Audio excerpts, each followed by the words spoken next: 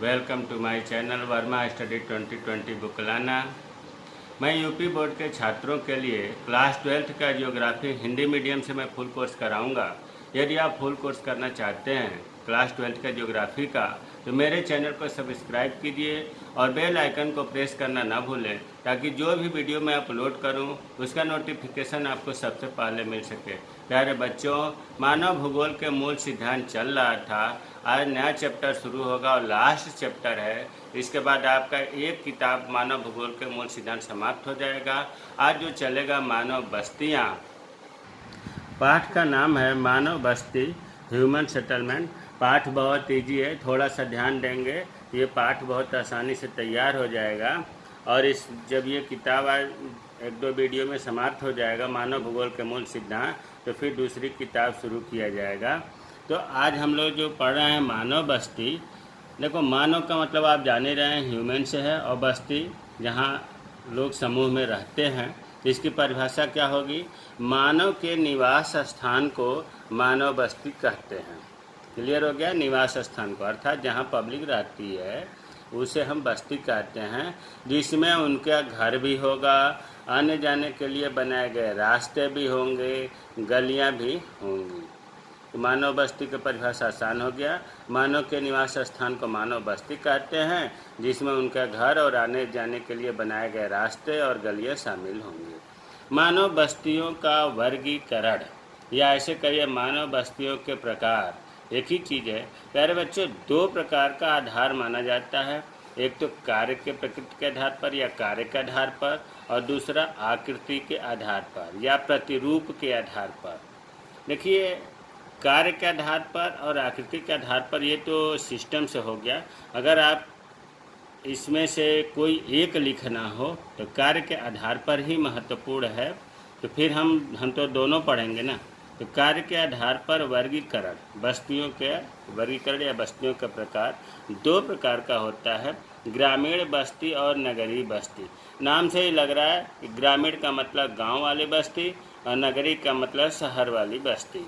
ग्रामीण बस्ती की विशेषता मतलब परिभाषा का ये विशेषता कहिए, ग्रामीण बस्ती के निवासी अधिकांशतः प्राथमिक गतिविधियों में लगे होते हैं। प्यारे बच्चों, शुरू में आर्थिक क्रियाओं के आधार पर मतलब कार्य के आधार पर 3-4 ग्रुप बनाया गया था।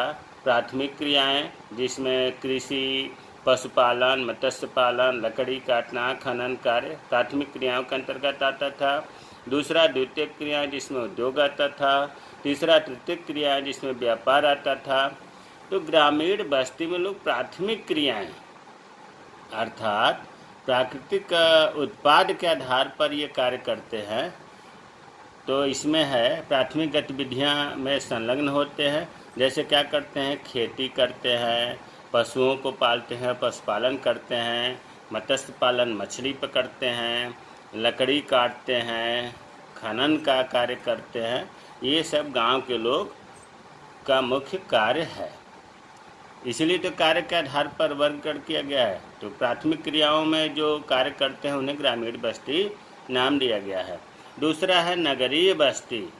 नगरीय बस्ती के निवासी अधिकांशतः गैर कृषि कार्यों में, यहाँ के लोग खेती नहीं करते हैं, खेती छोड़कर अन्य कार्य करते हैं। जैसे द्वितीयक और तृतीयक क्रियाकलाप पर, द्वितीयक में हमने बताया, याद रखिए, उद्योग आता है और तृतीयक क्रियाकलाप में व्यापार आता है। तो कुल मिलाकर के खेती का कार्य नगरीय लोग नहीं करते हैं, द्वितीयक और तृतीयक क्रियाकलाप के अंतर्गत जो कार्य आते हैं वो करते हैं। तो कार्य के आधार पर बस्ती दो प्रकार का हो गया, ग्रामीण बस्ती, नगरीय बस्ती। दूसरा है वर्गीकरण का आधार आकृति या प्रतिरूप के आधार पर। आकृति के आधार पर दो प्रकार के होते हैं, संघत बस्ती, प्रकीर्ण बस्ती। संघत का मतलब होता है बहुत सघन, कम्पैक्ट, पास पास, घना। और प्रकीर्ण का मतलब होता है डिस्पर्स, दूर दूर होना। तो संघत बस्ती पढ़ते हैं। इन बस्तियों में मकान एक दूसरे के समीप बनाए जाते हैं। नाम से ही लग रहा है कम्पैक्ट, संघत, सघन। यहाँ जो मकान होंगे इस बस्ती में, उसमें मकान सटे हुए होंगे। एक का मकान समाप्त होगा तो दूसरे का सटा हुआ बना होगा, फिर तीसरे का, इस तरह से। ये बस्तियाँ नदी घाटियों के सहारे या उपजाऊ मैदानों में होती है। इस प्रकार के जो बस्ती होते हैं नदियों के किनारे, घाटियों के किनारे, जहाँ उपजाऊ भूमि है वहाँ पर बसे होते हैं। यहाँ रहने वाले लोग मिलकर रहते हैं, बहुत भाईचारा गांव में संगत बस्ती में रहते हैं, मिल कर के रहते हैं। और उनका व्यवसाय भी लगभग एक जैसा होता है, जैसे खेती करते हैं, पशुपालन करते हैं संगत बस्ती के लोग। तो समझ में आ गया होगा कि संगत बस्ती में मकान एक दूसरे से सटे होंगे। ये नदी, घाटियों, शहरों के उपजाऊ मैदानों के किनारे विकसित होते हैं। यहाँ के लोग विशेष तौर से एक जैसा कार्य करते हैं, जैसे खेती, पशुपालन इत्यादि। दूसरा है प्रकीर्ण बस्ती। प्रकीर्ण का भी हमने नाम बताया कि दूर दूर, इन्हें एकाकी बस्ती भी कहते हैं। मतलब एक मकान यहाँ बना है, फिर दूर, कुछ दूर पर बना होगा, फिर कुछ दूर पर बना होगा, तो दो मकानों के बीच में क्या होगा? खेत होगा, खेती होती है। तो प्रकीर्ण बस्ती की परिभाषा, इन बस्तियों में मकान दूर दूर होते हैं। क्लियर हो गया? संगत बस्ती में पास पास होते थे। ये मकान खेतों के द्वारा अलग अलग होते हैं। दो मकानों के बीच में खेती होती है, खेत होते हैं, जबकि इसमें ऐसा नहीं है। और ये लोग किसी बाजार के सहारे एक दूसरे से बंधे होते हैं। ये जो लोग हैं विशेष तौर से मार्केट होगा वहाँ पर वो लोग जुड़े होते हैं, तो बाजार के सहारे एक दूसरे से बंधे होते हैं। ये बस्तियाँ पर्वतीय या उच्च भूमि वाले क्षेत्र में पाए जाते हैं। दूर दूर मकान कहाँ मिलता है? पहाड़ों पर। अगर आप कहीं पहाड़ी एरिया का भ्रमण किए होंगे तो देखेंगे बहुत दूर दूर एक मकान यहाँ दिख रहा है, तो फिर 1 किलोमीटर बाद, 500 मीटर बाद दूसरा मकान दिखेगा। तो ऊंचे ज़मीन पर, ऊंचे भूमि पर या पहाड़ी क्षेत्रों पर प्रकीर्ण बस्ती होती है। तो मानव बस्तियों का वर्गीकरण जो है दो प्रकार से हुआ, कार्य के आधार पर बस्तियों के प्रकार और आकृति के आधार पर। अगर आप भूल जाते हैं तो कार्य के आधार पर तो बिल्कुल नहीं भूलना है, मुख्य रूप से तो आपको लिखना ही है कि ग्रामीण बस्ती और नगरीय बस्ती। अच्छा, अब आकृति के आधार पर जो हमने बताया संगत बस्ती और प्रकीर्ण बस्ती, इन दोनों में अंतर यहाँ क्लियर कर लेते हैं। वैसे जो ये बताया गया इसी चीज़ को यहाँ हमने पॉइंट में कर दिया है। जैसे संगत बस्ती में बताया गया है कि मकान एक दूसरे के समीप होते हैं। प्रकीर्ण बस्ती में क्या बताया ऊपर परिभाषा में? मकान दूर दूर होते हैं। पहला अंतर हो गया। दूसरा अंतर, संगत बस्ती में ये बस्तियाँ नदी, घाटियों या उपजाऊ मैदानों में विकसित होती हैं, ऊपर लिखा हुआ है परिभाषा में। प्रकीर्ण बस्ती में भी लिखा है कि पहाड़ी क्षेत्रों में या उच्च भूमि में ये विकसित होते हैं। तीसरा ये बताया कि संगत बस्ती में सभी लोगों का लगभग कार्य एक जैसा होता है। मुख्य व्यवसाय कृषि होता है, पशुपालन नहीं, कृषि होता है। और प्रकीर्ण बस्ती में ये जब पहाड़ी एरिया में रहते हैं तो वहाँ पर पशुपालन और वन होते हैं, तो लकड़ी काटना मुख्य व्यवसाय होता है। संगत बस्ती में यह भी बताया गया है कि बस्ती घनी होती है, एक दूसरे से सटे होते हैं। तो जब घनी होंगी, एक दूसरे से सटे होंगे, तो निश्चित रूप से पानी के निकास की, बरसात के पानी के, घर के नलों के पानी के निकास की समस्या रहती है। और जहाँ बस्ती दूर दूर होती है, मकान दूर दूर होते हैं, वहाँ पानी के निकास की समस्या ही नहीं रहती, झगड़ा भी नहीं होता है। संगत बस्ती में खेत छोटे छोटे होते हैं, प्रकीर्ण बस्ती में खेत बड़े बड़े होते हैं।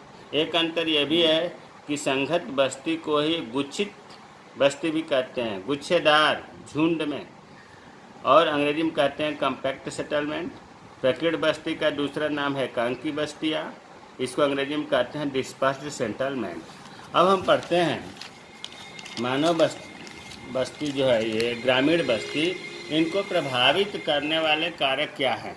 देखिए ये बहुत आसान है। आप ये दिमाग में रखिए कि ग्रामीण बस्ती कहाँ होते हैं। तभी बताया गया कि नदी के किनारे, जहाँ पर झील होगा, झरना होंगे, नदियाँ होंगी, तालाब होंगे, घाटियाँ होंगी, उपजाऊ भूमि होगी, उसी जगह तो ग्रामीण बस्तियाँ बसती हैं। तो पहला प्रभाव तो जल आपूर्ति। जब यहाँ खेती होती है ग्रामीण बस्तियों में, और जब यहाँ पशुपालन होता है, तो जल की सप्लाई ज़्यादा होनी चाहिए। तो जहाँ जल होता है वहीं पर ये बस्तियाँ स्थित होती हैं। तो जल आपूर्ति बहुत ही महत्वपूर्ण फैक्टर है। दूसरा, भूमि। ग्रामीण बस्तियों का मुख्य रोजगार क्या है? खेती करना। खेती के लिए भूमि होना जरूरी है, भूमि अच्छी उपजाऊ भूमि होना जरूरी है, समतल होना जरूरी है। तभी तो ग्रामीण बस्तियाँ वहाँ पर ज़्यादातर बसती हैं जहाँ पर भूमि समतल होती है। तीसरा कारण है उच्च भूमि का क्षेत्र। देखिए, उच्च भूमि जहाँ थोड़ा सा ऊंचा होता है वहाँ पर ग्रामीण भूमि बस्तियाँ ज़्यादा बसती हैं। क्यों? क्योंकि अगर बाढ़ आ जाए तो वहाँ सुरक्षा होगा। सुरक्षा के दृष्टि से उच्च भूमि जो होता है, जो टीलानुमा होता है, वहाँ पर ग्रामीण बस्तियाँ बसती हैं। चौथा है गृह निर्माण सामग्री। गांव की बस्तियाँ, ग्रामीण बस्तियाँ उसी जगह विकसित होंगी जहाँ पर घर बनाने की सामग्री और लकड़ी आसानी से मिल जाए, पत्थर मिल जाए, मिट्टी मिल जाए, पानी मिल जाए, तो वहाँ पर ग्रामीण बस्तियाँ डेवलप करती हैं। पांचवा फैक्टर है सुरक्षा। सुरक्षा तो बहुत ज़रूरी है। गांव हो या नगर हो, उसी जगह ये डेवलप करेगा, विकसित करेगा जहाँ पर खतरा ना हो, बमबारी ना हो, आने वाले दंगे ना हो, लोगों वहाँ पर भाईचारा बनाकर रखें, जहाँ लोग सुरक्षित महसूस करते हों, भूकंप की समस्या ना हो, भूस्खलन की समस्या ना हो, बाढ़ की समस्या ना हो। तो जहाँ पर ऐसी समस्याएं नहीं होंगी, सुरक्षा की दृष्टि से वहाँ पर लोग सुरक्षित महसूस करेंगे, वहाँ पर ग्रामीण बस्तियाँ विकसित होती हैं। नियोजित बस्तियाँ, नियोजित मतलब ये गवर्नमेंट बसाती है। जैसे मान लीजिए कि राजस्थान में इंदिरा नहर विकसित है, तो इस नहर के किनारे जो है सरकार बस्तियों को कॉलोनी काटी हुई है, एक सिस्टम से पार्क, रास्ते, पानी की सुविधा, हॉस्पिटल की सुविधा, इस तरह का ध्यान रखते हुए वहाँ बस्तियाँ जो गवर्नमेंट बसाती हैं, अच्छे ढंग से बसाती हैं, उसे कहा जाता है नियोजित बस्तियाँ। प्यारे बच्चों, ग्रामीण बस्तियों को प्रभावित करने वाले 6 फैक्टर है, हमने हेडिंग लिख दिया है। इनके बारे में थोड़ा सा आप अगर ध्यान देंगे तो व्याख्या भी किया जा सकता है। और ये लास्ट पार्ट चल रहा है, अभी 1-2 वीडियो इसमें बनेगा, उसके बाद दूसरी किताब शुरू किया जाएगा। मेरे चैनल को सब्सक्राइब कीजिए और लाइक भी कीजिए। कमेंट बॉक्स में कमेंट करिए कि वीडियो कैसा लगता है, अच्छा लगा, ख़राब लगा, मुझे और क्या सुधार करना चाहिए, ताकि हम अधिक से अधिक अच्छा वीडियो आप लोगों को दे सकूं। जय हिंद, जय भारत।